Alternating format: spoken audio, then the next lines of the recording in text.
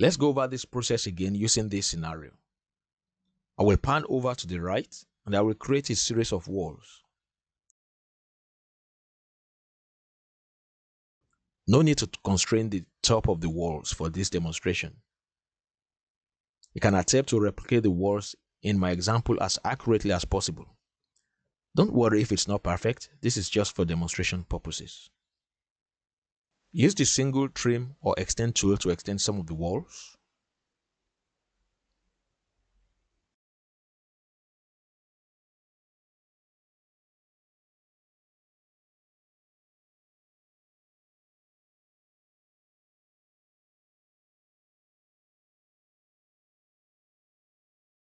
Use the trim or extend to a corner tool.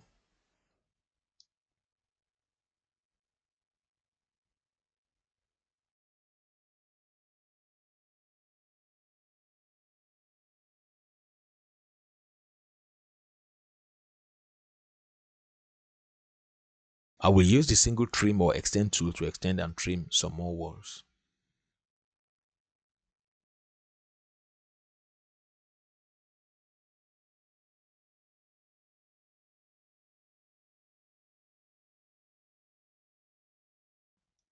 Now I will introduce you to a way to extend or trim multiple walls at once. Select the trim and extend multiple elements tool.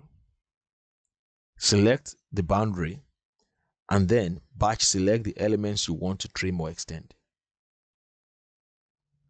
I will extend the lines and then I will clean up some of the edges.